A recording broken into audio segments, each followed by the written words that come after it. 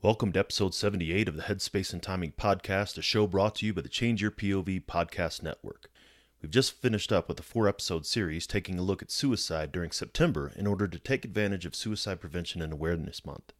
This topic was so important that I had more than just those 4 guests lined up, and today's show is an extension of that. My guests today are Dr. Phillip Smith and Nick Fodor of the University of Southern Alabama.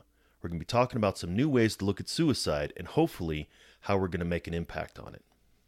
And that's very uncomfortable. Sitting with someone who is in the midst of all the pain in the world, doesn't view life as worth living, doesn't see anything getting better, that's hard to sit with. Mm-hmm. Not just for the person experiencing it, but for the person who wants to be there and be supportive. And to really make a big cultural change, a big social change, it's going to take more people willing to sit with those folks and listen to their story, to sit through that period of crisis until they can come down from it. That's how I think communities, local organizations are gonna help prevent this problem. Welcome to the Change Your POV podcast network. You're listening to Headspace and Timing, a show dedicated to breaking down the stereotypes about veteran mental health. My name's Dwayne France, and I'm a combat veteran of both Iraq and Afghanistan. After I retired from the Army, I took on a new mission as a clinical mental health counselor for my fellow service members.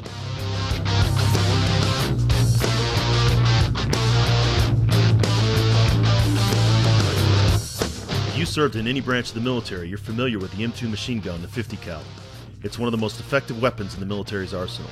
If the weapon's headspace and timing wasn't set right, however, it was just a huge useless chunk of metal. Veterans can be rendered inoperable if their headspace and timing isn't set correctly either. That's my goal with this show, to change the way that we think and talk about veteran mental health and reduce the stigma against seeking support.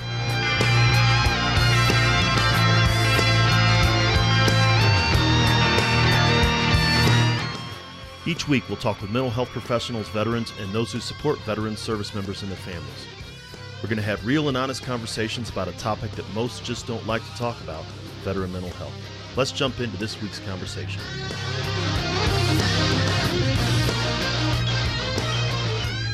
Hey everybody, welcome back to the Headspace and Timing podcast. Once again, and as always, we really appreciate you taking the time to learn more about veteran mental health.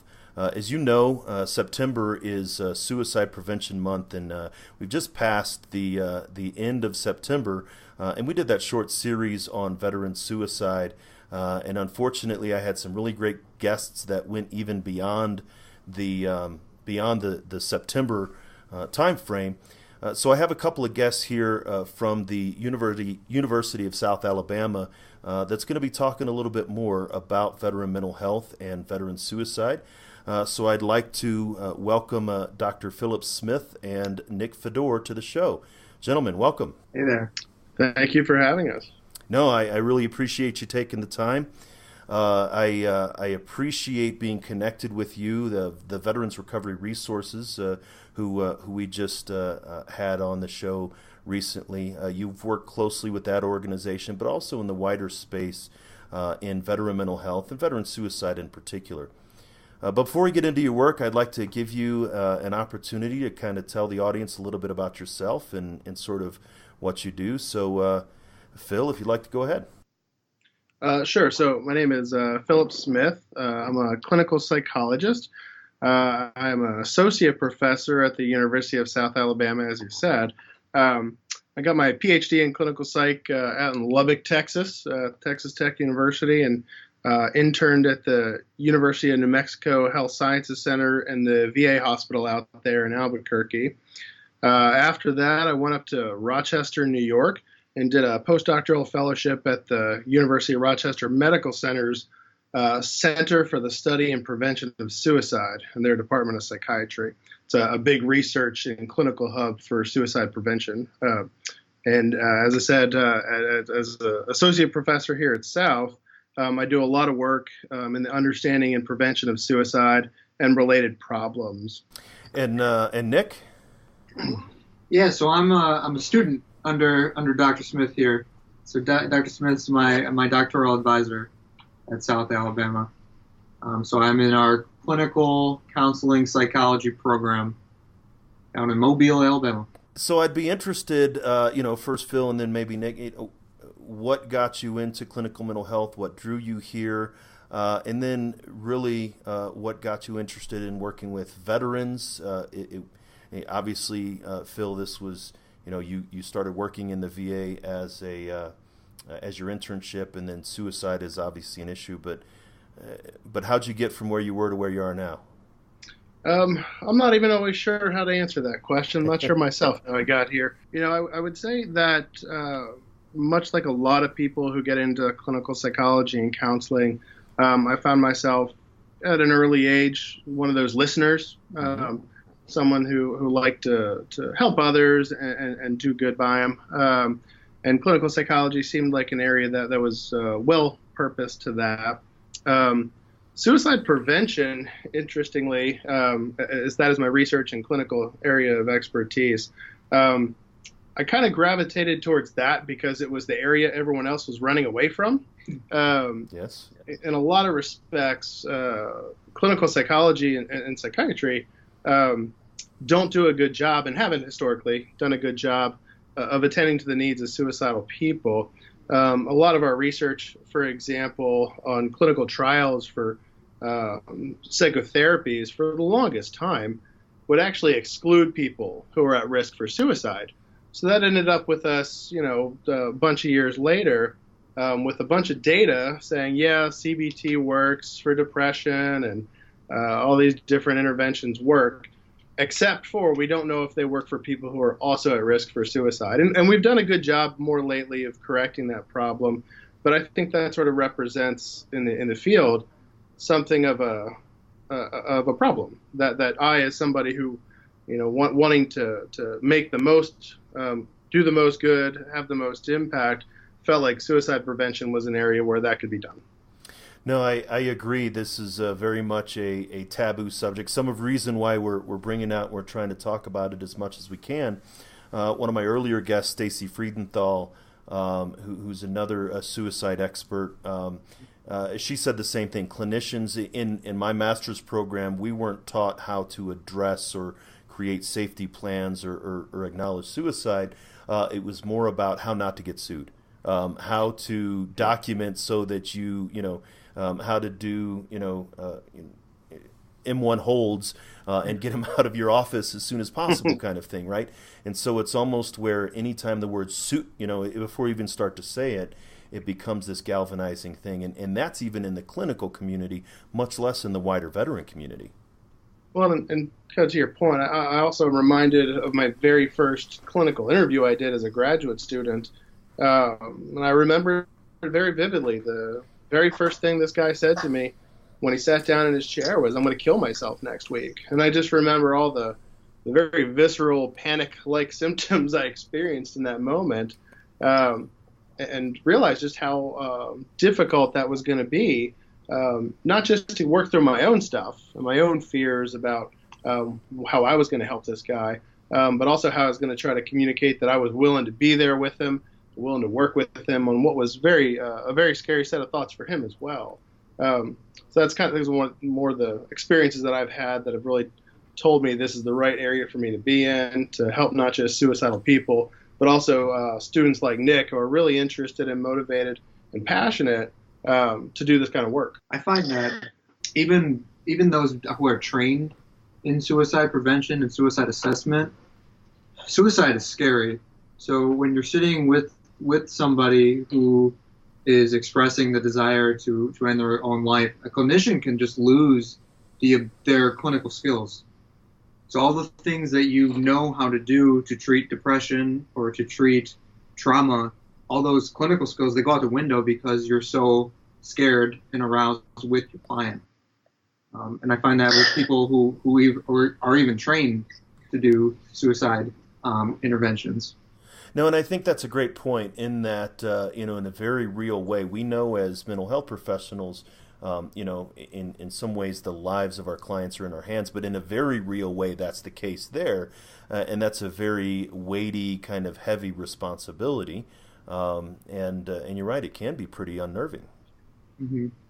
But it's interesting that there's the same things that we use to be helpful with people who are depressed they're quite similar to what we would use to intervene and assess for suicide. it's just there's something about the topic that we just lose all our clinical skills when that topic comes up. So, Nick, for you, was this something that you were interested in coming into your clinical your studies, or is this something that has emerged since you've started? So I originally wanted to be a journalist. I was trained to be a writer. I was interested in stories and telling people's stories, and I think they go hand in hand.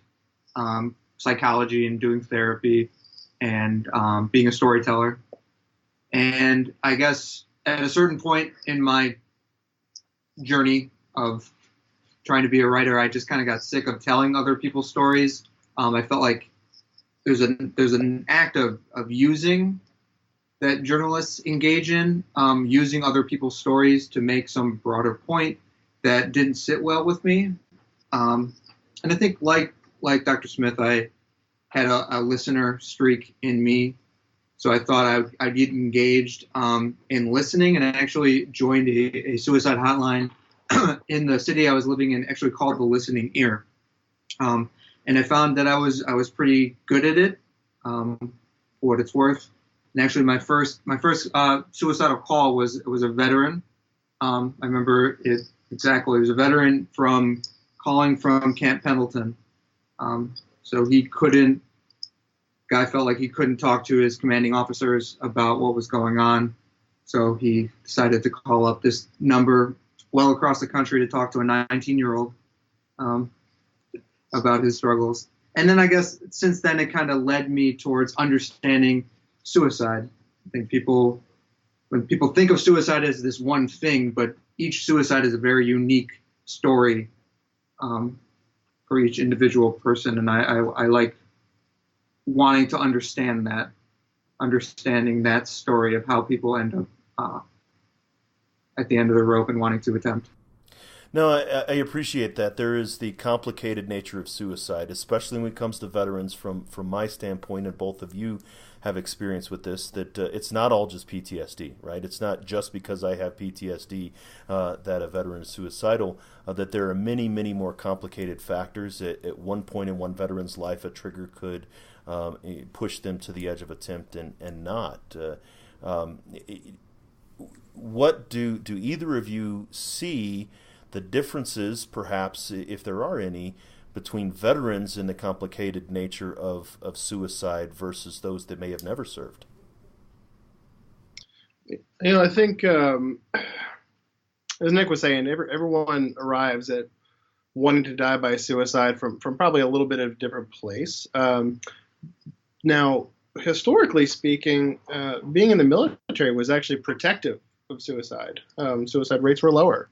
That changed, and there's a lot of possible explanations for why that's the case. It changed around 2000, around the Iraq War. Right, around that. I think the thing is to consider that for a while, the idea of one's identity, of the connectedness they have to the military can be a very protective thing, right? However, there are also common experiences that veterans have that can put them at risk for suicide. You've mentioned PTSD, combat exposure. I also think about transitional difficulties when guys come out. I don't think we exactly do a great job of taking people we have trained to be our warriors, and then turn around and do a similarly good job of training them to go back to their lives and live the lives with everything that they've taken on as a burden during their time in service. And then to that piece about transitioning, you're taking people who have been surrounded by brothers and sisters who they died for, and then you're moving them back into civil society where they have lost this sense of connection. There is rarely any other group that I can think of where we take them and they form these incredibly close bonds, and then we pull them out of that. So there's a sense of loss that people in the military would feel when they transition back into civilian life that's just unique to that population.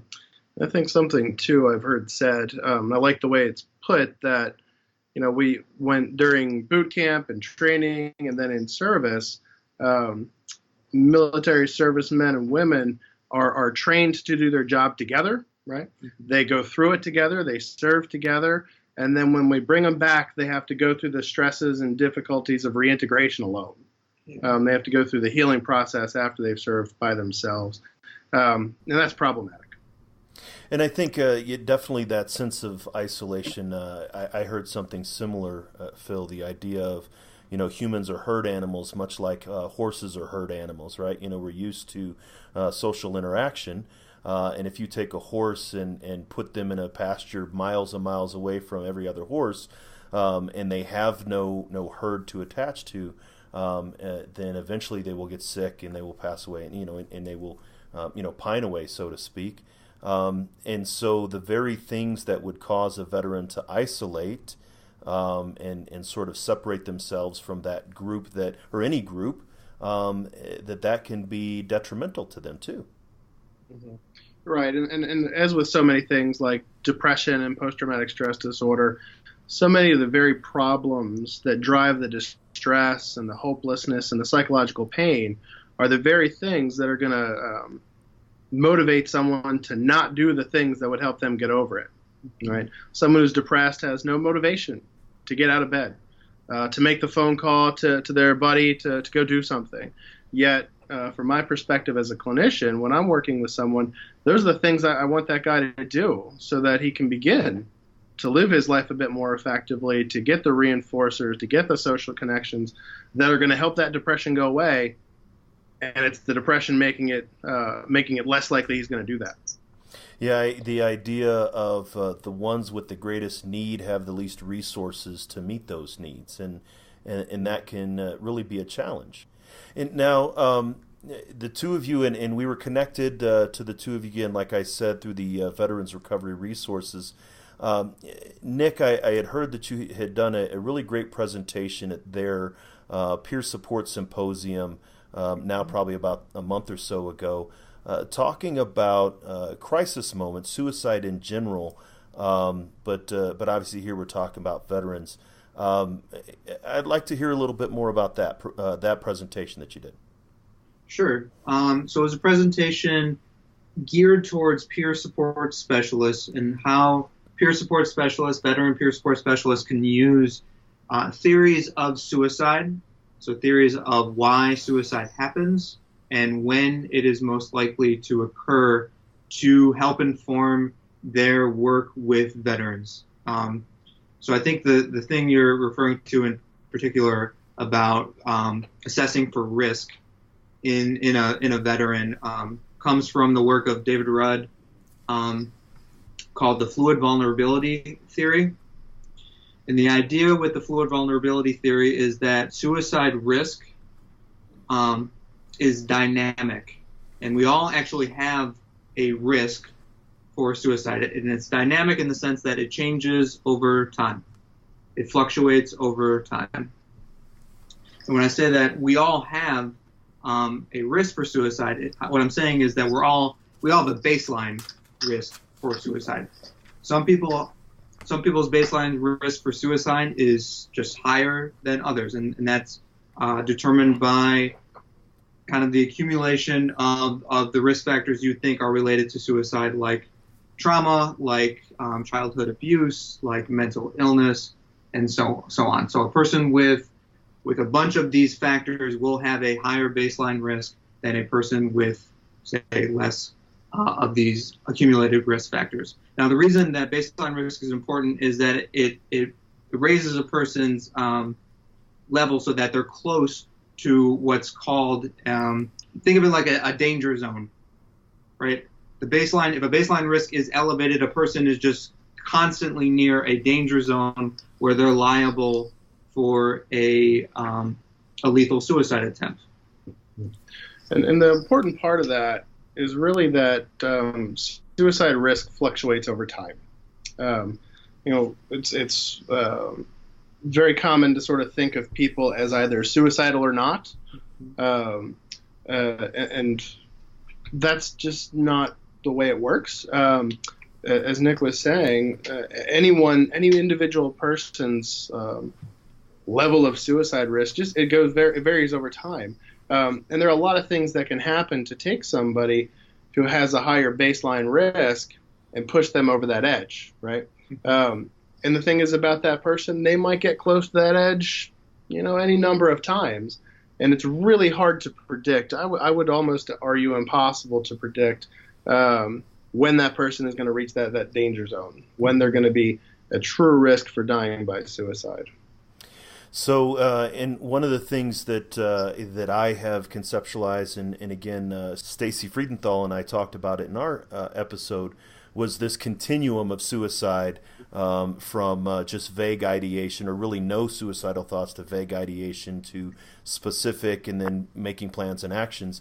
When we get close to this danger zone, someone can constantly live in that I'm constantly thinking very specific thoughts. I may be even formulating plans, but I can do that for a very, very long time, and I can stay just under the threshold of that danger zone, and then maybe a small thing can tip me over and put me on that edge. And that small thing you're referring to is oftentimes unknowable, right? Particularly as a mental health provider, I have to understand that small thing I'm not gonna know about that in my session all the time. That's gonna be out in that person's life. So I might see them on Monday and think, okay, there's depression, there's post-traumatic stress, there's a history of suicide attempts, and there's some maybe some moderate levels of desiring to die by suicide, but maybe absent plans and preparations. I think that person's safe to go home that day. Wednesday rolls around and their spouse decides to leave them, or they lose their job, or any number of triggers that might happen. Now, those are pretty big triggers. You're referring. There could be even smaller ones where, in that moment in time, that individual makes that decision to die by suicide. And as I said, that's a really hard thing to predict, particularly when so many of the things we use to predict suicide are far more common than suicide is itself. When you say the things we use to predict are far more common, what are you referring to? So, as an example, a lot of my research, suicide is a really all too common event, right? It happens a lot. Everyone knows somebody that's been impacted by suicide. And if you look at the very same time at how often suicide occurs, it's also a very rare event. So if I were sitting here saying, all right, I want to predict over the next year who's going to die, if any particular individual is going to die by suicide, I would almost always say no, right? Because what is it? Less than 0.0001% of the population dies by suicide each year. If I begin to add things like depression or post-traumatic stress disorder into that, which are predictors of suicide, my probabilistic ability to predict suicide doesn't increase that much, right? Maybe I'm at like 99.7% of the population is not going to die by suicide that year.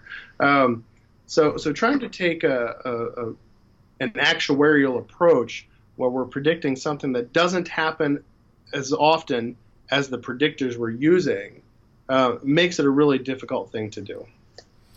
No, I can really see that. The idea of suicide being prevalent over people's lives, right? As you say, it's common across a lifetime, or it's maybe common across a community, especially if we look at suicide clusters and the contagion effect and things like that. But then, yes, you're accurate. I often say that I've lost more of my fellow service members that I deployed with to suicide than we did when we were in combat.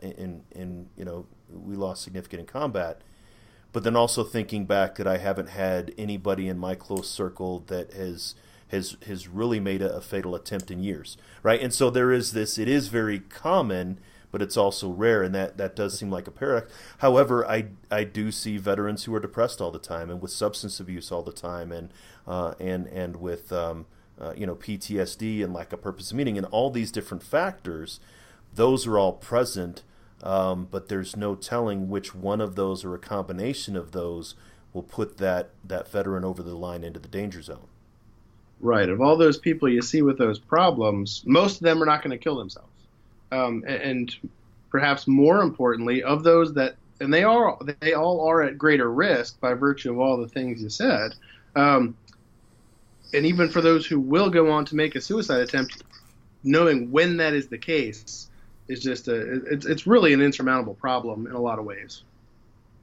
Now, Phil, this is something that you're doing separate from your work there, or maybe in conjunction with your work there at University of South Alabama with Operation Deep Dive with America's Warrior Partnership. I'd like to hear more about that. Sure. So Operation Deep Dive is really a joint venture with a lot of people involved, and it's a really big project. And it's really based on this idea that, for as much as we have begun understanding suicide quite a bit better, our ability to treat suicide has gotten quite a bit better. As I mentioned before, we used to kick people who are at risk for suicide out of treatment studies. Well, now we have interventions that actually show impact for being helpful for reducing suicide risk. But the rate of suicide keeps going up. And particularly going up in veterans. The CDC report this summer came out and said that I think since 1999, thereabouts, we've seen something close to a 25% or greater increase in suicide in this country. And there's also an interesting figure, a little map of the country that shows how suicide rates have gone up upwards of 30 or 40% in some states. So it varies pretty considerably. And there's actually only one state, I think it's Nevada, that saw a decrease in suicide rates during that time. And their decrease was less than 1%. And you also have to understand that Nevada has one of the highest suicide rates in the country to start with. So coming from the perspective of a lot of what we're doing isn't really working at the broader level, Operation Deep Dive tries to take a little bit of a different approach to understanding and preventing suicide. That approach, I guess, can broadly be summarized as what we call the public health model. The idea being that, all right, it is absolutely important to invest in clinical resources for people who are at risk for suicide. Things like dialectical behavior therapy, cognitive behavior therapy, safety planning, all sorts of pieces that'll help pull the guy out of the river who's drowning, right? And at the same time, we have to also look at more upstream prevention strategies. So we got to do some things to make sure that guy doesn't get anywhere close to the river to begin with, right? So Deep Dive is working across the country with 7 communities currently, and we're adding some more communities for next year to look at what we're describing as social, cultural, and ecological factors that are protective or not of suicide risk in those different communities, with the idea being that if we go out into these different places, find out what these people are doing, find out what systems, what supports are in place in one community versus another, we can begin to understand what makes for a resilient community, what makes for a resilient context for people to live in, so that we can, again, prevent suicide more from the upstream than having to pull everybody out of the river at their crisis moment. So that's kind of a broad snapshot of it. What can I tell you specifically? So with these 7 communities, is it looking at veterans specifically, or is it looking at the wider community of which veterans are a subset? It is a veteran-specific study. So we're partnered with America's Warrior Partnership, who's a national nonprofit organization that does a lot of work working with local agencies, veteran service organizations, to help build their capacity and their infrastructure for serving veterans. And all the 7 communities currently are what they call AWP affiliates. So they're currently working with America's Warrior Partnership.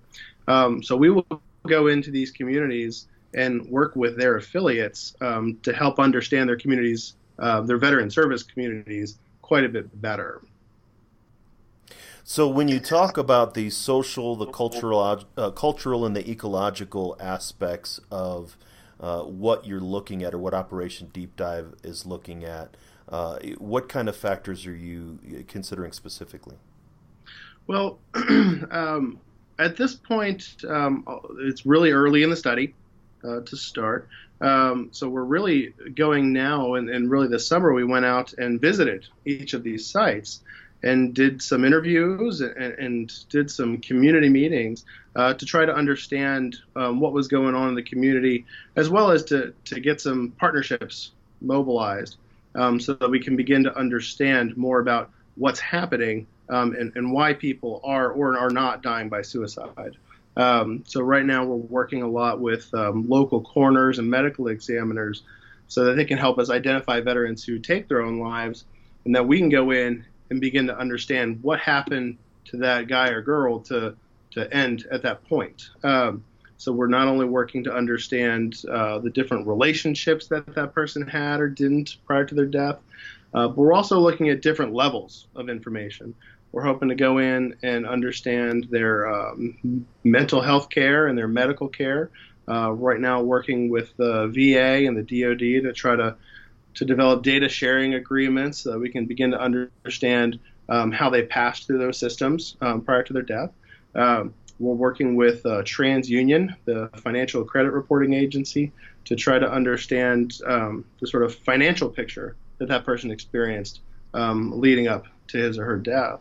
And then we're also, and we have a few other partners as well, we're trying to collect data from, but we're also going to go into that community and hope to interview some of the important people in that person's life to understand their trajectory, to understand the path that person took leading up to their death. So we can begin to understand not just what risk factors were there, not just was depression there, not just was PTSD there, but where do we miss him, right?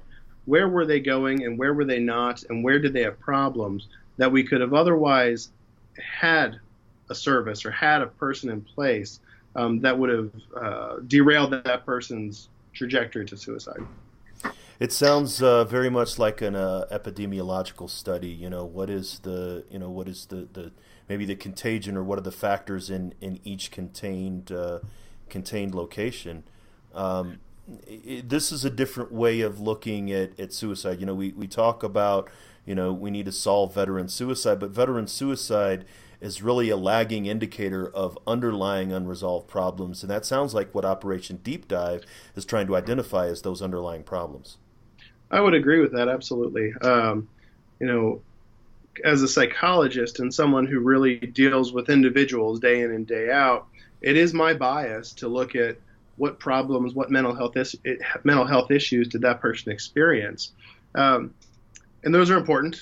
And at the very same time, we don't always look at the top side of that. We don't look at the social context that person grew up in, that person lived in, and other sort of broader factors that could have otherwise provided a better situation for him or her to live in. So I agree with that. It's definitely more on that sociological, epidemiological level. And so this sounds like it's going to uncover some of those triggers that, and Nick, as you were saying, causes someone who has a higher risk baseline to emerge up into that danger zone. Hopefully. Right, and I think that's absolutely true. We're gonna learn more about sort of the life experiences that these people have, and as well, hopefully, to inform prevention efforts. And that's really the most important thing. This study being funded by Bristol Myers is it's kind of a mess in a lot of respects, because suicide is a messy issue, and kind of to Nick's point earlier that people arrive at the thought of killing themselves at sometimes very different places. So trying to solve every one of those problems would be very problematic. Whereas we think that if we take a broader public health approach and we begin looking at how systems can be in place and how we can build more resilient communities, we can have a much broader impact on the rate of suicide, which, as I said earlier, is only going up. I would hope that most people are thinking, when they think about suicide, they're thinking about systemic factors like, oh, the economy, when the economy is doing poor, that has some implications for people ending their own life, or if their income is scarce. But even though we might make the connection, we're always tending to intervene at the individual level, at the individual person. So the idea with a project like this is we're going to want to intervene at a system-wide level if possible. So finding where the system is lacking, I don't know if we're going to intervene at the grand system of the economy, but finding where we could intervene at broader levels would make a bigger difference than just intervening at the individual level with stuff like DBT. Right. Kind of commenting on that, having gone to these communities this summer and talked to a lot of people about them, one of the things that I've observed are differences in really how connected those communities are. And by connected, I mean just how well integrated those different veteran service organizations are. There's some communities where there's a lot of really good communication between them.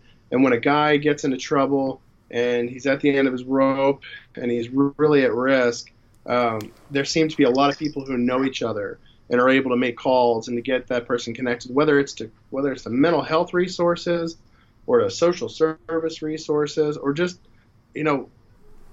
any kind of support. And I feel like those communities do a really good job of preventing suicide because their nets are a bit tighter, right? Those people talk a lot more. Whereas some other communities, they might not have those good communication networks set up. So there's a few places where someone might slip through the cracks and not get their needs met. No, and I like how you pointed that out, Phil. It's not because of the abundance of resources. There are communities that have many, many resources, but if those resources are disjointed and they're not connected, then that's about as bad as having no net at all. One organization saying that, well, I can do everything, or more specifically, I do job placement, so all a veteran needs is employment, and if that doesn't solve the veteran's problem, that's the veteran's problem, that's not mine, right? So I really like that idea of the communication. That goes back to the idea of us being, herd animals and not being isolated and things like that. More resources are not the answer. It's greater communication between the resources that are there. More resources would help too. But absolutely, the interconnectedness, the ability for someone to have touch points at many different places where they might get their needs met where they're otherwise slipping through the cracks. And Nick, I really like the idea that you were talking about of making change at the systemic level, not at the national level, like you said in that big piece, but this idea of Operation Deep Dive focusing on communities, because a colleague of mine, Tony Ellsworth, says suicide is a national problem with a local solution. What may work in Phoenix is not going to work in Fargo, North Dakota. But having, what characteristics are common amongst those, say, better at preventing suicide, those communities that are better at preventing suicide, can be applied in a unique way. And so establishing a system at a local level, I could see how that would work. And that kind of, I think, represents the broader attitude of this project. So often researchers like myself will sit in my fancy office and have really important thoughts, and that's fine and good. But it's really about getting out to that community and finding out what's going on, what's happening at the local level, right? What's working, what's not, and really partnering with local people and local groups to help in a shared collaborative problem-solving approach to this issue. There are things a community can do that a clinician can't. There's so many people who are suicidal that will see a clinician, and they're in touch, hopefully, with their community. Or you'd like to think that they're more in touch with the community than any given clinician. And I think that goes back even to the beginning, where you had said, Phil, that a even if clinicians are really wanting to shy away from the taboo subject of suicide, a community member with very little or no clinical training is even more likely to really keep it even more at arm's length, but just outside the walls of the castle, where, well, that's what professionals are for. I don't do that. And that's one of the things that I try to get across, and especially, again, with Veterans Recovery Resource, we're talking about peers. A suicidal veteran or anyone who is contemplating suicide is more likely to come in contact with someone in the community, a police officer, a clergy member, a friend, somebody they have coffee with, than they are with a mental health professional. Absolutely. We have a project at South Alabama here. It's a STAMHSA-funded project for campus suicide prevention, and one of our biggest efforts is gatekeeper training. Well, we are going out into our community and teaching people how to identify individuals who are in crisis, how to talk to them, how to really change their attitude about suicide prevention and mental health awareness, really being everybody's business, and making everyone else more willing to talk to someone who might be in a crisis, to connect to them and bring them into their community, and as well as to refer to mental health resources. No, there's definitely the ways to reduce stigma. Protesting doesn't work. The 22 push-ups for 22 a day, raising awareness, but that's not really effective. Education, we've been trying that for decades, trying to teach people. But like you say, the connection, the person-to-person, the communication piece, the getting, exactly what I'm trying to do with this podcast and the blog and everything else is changing the way that we think and talk, and that is done through connection, not necessarily just through ramming facts down people's throats. I would agree with that. So coming up on the end of the time here, any last thoughts you think that you'd like to share before we sign off? I think the important thing to know about, I guess, the fluid vulnerability theory and the idea that suicide risk it's dynamic and it fluctuates, is that this hypothetical level of risk, that danger zone I talked about, is not long lasting. So if a person is above that level for a specific period of time where they're liable for a lethal suicide attempt, they won't stay above that level. So if they can stay alive, or if you can help another stay alive through that, they will eventually de-escalate back down to their baseline level of risk. Right, and to add to that, sort of my take home would be, as a researcher and a mental health professional, I think I've done a lot of great work, and I can keep doing that work, but all the mental health providers in the world aren't going to solve all the people who are suicidal's problems alone. It is really about the people in the community. It's about being available, being willing to be there for someone who's in crisis, and that's very uncomfortable. Sitting with someone who is in the midst of all the pain in the world, doesn't view life as worth living, doesn't see anything getting better, that's hard to sit with. Not just for the person experiencing it, but for the person who wants to be there and be supportive. And to really make a big cultural change, a big social change, it's going to take more people willing to sit with those folks and listen to their story, to sit through that period of crisis until they can come down from it. And that's how I think communities, local organizations are going to help prevent this problem. I really appreciate that, and even going back again, what you were saying before about how, especially being in the military, can be both protective and a risk factor. Is that even that brotherhood of a veteran to a veteran, and going back to Nick, what you were talking about, the peer support, a veteran would be more likely to sit through that period of space with another veteran, and more likely to carry that burden and that pain for another veteran, while at the same time carry the risk of almost a contagion of being in that place in another time. So it can be really, really tricky, maybe. Well, gentlemen, I really appreciate you taking the time to come on the show and have a conversation today. If somebody wanted to reach out, maybe find out what you're doing there at University of South Alabama or the study, is there any way that they can reach out and get in contact with you guys? Sure. We have a website for our research group and for our campus suicide prevention program. It's www.southalabama.edu/JAGConnect. There's some information about campus resources, but also they can get in touch with us as well as link to other resources for suicide prevention. They'll make sure that that's in the show notes for anybody that's going to be interested in looking that up if you didn't get that as you were driving or running while you're listening to this podcast. So once again, guys, I really appreciate you taking the time to talk. We appreciate it. Thank you.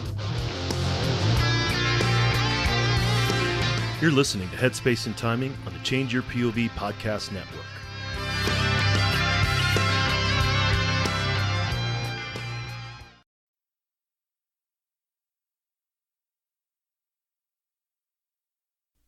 Great conversation. The work of the Deep Dive Project will give us a greater understanding of what works and what doesn't when it comes to veteran suicide. As I mentioned in the show, protesting and education are not enough. We need to make connections in communities, and we need to be prepared. Gatekeeper training, helping those most likely to come in contact with a veteran in suicidal crisis, can help us be more ready to step in when we need it before a crisis happens, before we get to that danger zone that Nick was talking about. A couple of episodes ago, you heard Dr. Sally Spencer-Thomas and I talking about how we tend to be captivated by famous suicides, but then time passes and the impact fades from our memory. It's like crisis rubbernecking. One of the reasons we pass by things like that is that we don't feel like we have the expertise to be able to do anything about it. But if we were medically trained, we could stop and render aid. If we were trained in basic suicide intervention techniques, we could similarly stop and render aid to those around us in crisis. And we could keep ourselves out of that danger zone that Nick was talking about also. Another interesting point that Dr. Smith brought up that I hadn't considered is that suicide is both common and rare. It's common in that many of us are impacted by it. In my own experience, the first funeral I remember attending was of a cousin who had taken his own life. I don't know a veteran today, current era or not, who doesn't know someone who has died by suicide. It's always there, an ever-present risk. And yet, it doesn't happen nearly as often as many people think. Not all veterans are suicidal, and not even most veterans are suicidal. As he mentions in the show, the vast majority of veterans who are seeking mental health treatment now are not going to die by suicide, but the potential is always there. It's as if the commonness makes it look like a critical focus, but the rarity of it makes it so that we're surprised by it when it does happen. It's definitely an aspect to consider. We always appreciate you taking the time to listen and learn about veteran mental health. I've gotten a lot of great feedback about the show, and I know that you're out there listening. One thing I've heard that sometimes some of the stuff that we talk about when clinicians talk to each other, like today, kind of go over people's heads, like what's neurofeedback, or even today when we were talking about an epidemiological study. We definitely don't intend to do that. My goal is to bring more familiarity with mental health professionals, not less. By the way, an epidemiological study is a study of how, when, and why a disease occurs in a population. It's a study of the epidemic, and by any definition of the word epidemic, the suicide rate in the United States across all populations certainly qualifies as one. So I just want to thank you for hanging in there with us, and if you ever have any questions, reach out to me on veteranmentalhealth.com and I'll answer any question you might have. That's what we're trying to do in the Headspace and Timing website, bring you as much information as we can about veteran mental health. If you want to keep up with us, you can now get the latest blog posts and podcasts delivered to your Facebook Messenger, which will make it even easier for you to listen, learn, and share with those you care about. Stop what you're doing right now, head over to veteranmentalhealth.com, and in the middle of that picture, right at the front of the page, you'll see a big orange button. Click that, and it'll take you through the process. Pretty easy. Next week, we're going to continue talking to another veteran about his own mental health journey, and not just his own, but what he did for those he had responsibility for. My guest next week is Brigadier General Don Bolduc, former commander of Special Operations Command Africa. We talk about his own experience in denying, then acknowledging the impact of multiple deployments, seeking support, then putting measures in place to make sure the troops in his command did the same. Make sure you subscribe so you don't miss it, and until then, stay focused and be well. I'd like to thank the Change Your POV Podcast Network for hosting this show and highlighting the critical importance of veteran mental health. We want to hear from you. You can reach out to me via email at dwayne@veteranmentalhealth.com. You can find me at Twitter @TheCounselingVet, or head on over to Facebook and look for the Change Your POV Squad. You can find the show notes for this episode and all the episodes by going to veteranmentalhealth.com or changeyourpov.com. Sign up for updates on either or both so you don't miss another episode. While you're at it, check out the other great shows on the Change Your POV podcast network. The show about remembering our military history and reviving our warrior spirit, Changing Hearts and Minds. The show about outdoor activities that us veterans love so much, Neophyte in the Woods. The show that helps us get going at the beginning of the week, Motivation Monday. And Attack Fridays, the show that brings you actionable tips, tricks, and coachable knowledge to help you make the best of your transition. While you're checking out the other shows, drop us a review in iTunes or whatever podcast platform you're listening to. The reviews really help spread the word about what we're doing. If you're looking for the total package for all the information you need to live the life you want after leaving the military, you found it. If you know of a buddy who's looking for the same info, share it with them so they can find it too. I want to thank Doc Todd for his permission to use his track, Not Alone, from his amazing album, Combat Medicine. Doc Todd is somebody who's trying to bring veteran mental health out of the darkness and into the light, and you can get the album by going to therealdoctodd.com. Check it out, because remember, veterans, you're not alone. Ever.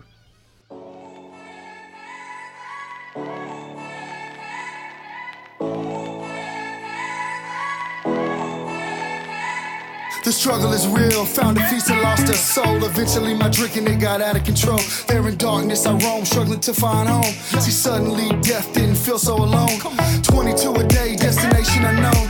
It could have been avoided if you picked up the phone, but now you're gone, so I guess all we get is the tone. Nothing but bone weeds, overgrown, pushing up stones. I've triumphed over enemies, co-created enemies. Broke out facilities that tried to put an end to me. R.I.P. I'd rather grind in tranquility. Authentic tendency, embrace my ability. I try so hard to have faith. I bow my head and I pray. Lord, please lend me the strength to carry on and keep staying. How this life's so demanding, so much pain, all this plenty. I hurt each time I wait, but with you I'm not alone. You're not alone. That every time that I fall, I'ma call on you, get myself back up again. Without my Georgia girls, yeah, I'd probably be dead. Cause I'd be taking every med that the VA said. Gave every shred, every last thread of my identity. Conquer my fragility, eliminate the enemy. Deliver me, God, from temptation. Tell me that this life is just a matrix. Need a facelift, back to basics. Vision LASIX, I only feel alive when I hear the bass kick. I try so hard to have faith. I bow my head and I pray. Lord, please lend me the strength to carry on and keep staying. Stand up. How this life's so demanding, so much pain, all this plenty. I hurt each time I wait, but with you I'm not alone. Not alone. Yeah. You're not alone. And every time that I fall, I'ma call on you, pick myself back up again. Yeah, just pick up the phone, you're not alone. Just pick up the phone, you're not alone, man. Just pick up the phone, you're not alone. Yeah, pick up the phone, I'm right here. And I love you guys. Take those bottles out, dog, and pour them in the sink. Take the needles out your arm and the gun away from your forehead. It's time, man, you've been through enough pain, stand up. It's time to stand back up. All my veterans, man, Army, Marine Corps, Navy, Air Force, Coast Guard. Get up, you know. I try so hard to have faith.